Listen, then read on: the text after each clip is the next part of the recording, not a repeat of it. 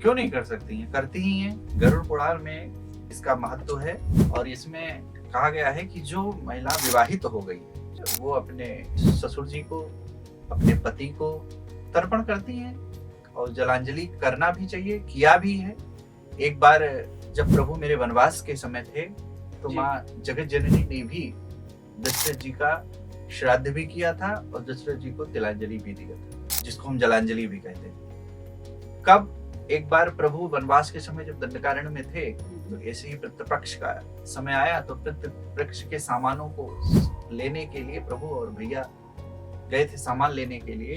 तो माँ ने मंदाकिनी के तट पर बैठ करके गए, क्योंकि उसी बीच दशरथ जी ने माँ के हाथों से तर्पण करने की इच्छा जाहिर की और श्राद्ध पाने की इच्छा जाहिर की।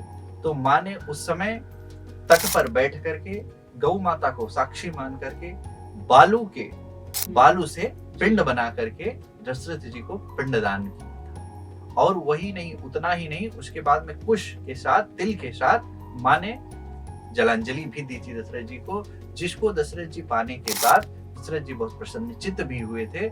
और जब दशरथ जी के उसके बाद जब प्रभु ने ब्राह्मणों को भोजन कराने के लिए, ऐसी पौराणिक ये कथाएं हैं गरुड़ पुराण में, प्रभु ने भोजन कराने के लिए ऋषि मुनियों को आमंत्रित किया।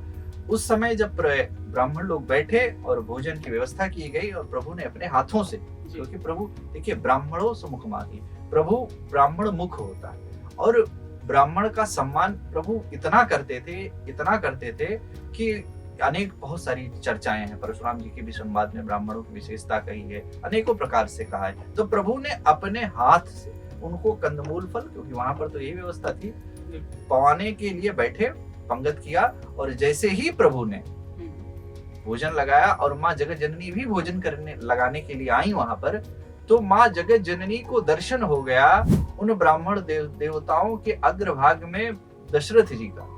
और तुरंत माँ जगत जननी वहां से उठ करके चली आई और आके वृक्ष के नीचे बैठ गई। राम जी सोचने लगे कि ये ऐसा क्यों हो रहा है कि यहाँ पर ब्राह्मण भोजन कर रहे हैं और सीता जी वहां पर बिना बताए चली गई। उस समय तो राम जी पहले भोजन कराए और ब्राह्मणों को सम्मान के साथ विदा किया।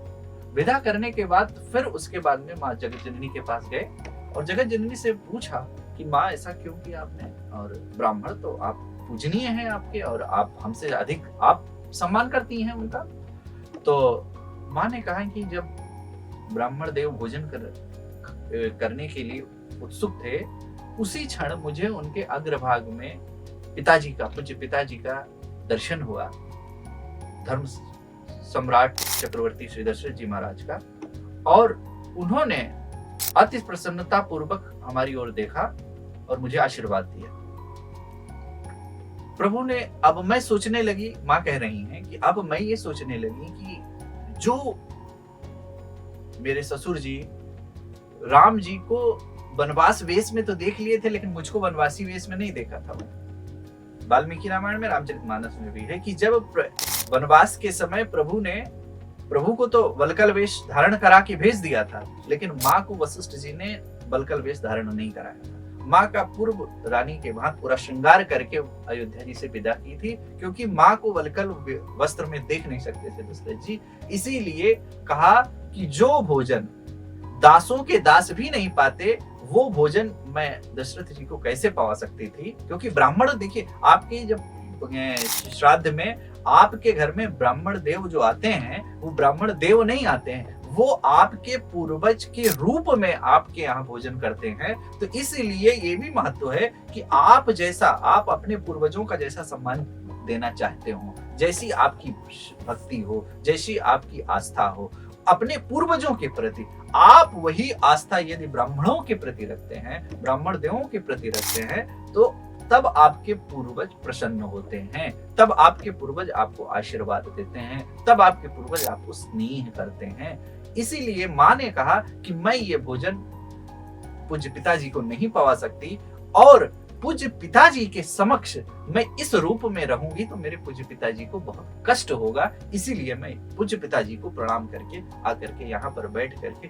पूज्य पिताजी की याद में उनका ध्यान कर रही हूँ। तो माताओं की जो बात है तर्पण करने की, तो माताएं अपने ससुराल पक्ष में अपने पौत्र को, अपने पुत्र को, पति को और अपने परिवारी जन को, पूर्वजन जितने भी आपके परिवारी जन हो, पूर्वज हो, आप सबको जल जीत दीजिए। आप पूर्ण अधिकारिणी हैं जल देने का, और आपके जल से पूर्वज आपके प्रसन्न होंगे, आपके जल से आपके पूर्वज तृप्त होंगे।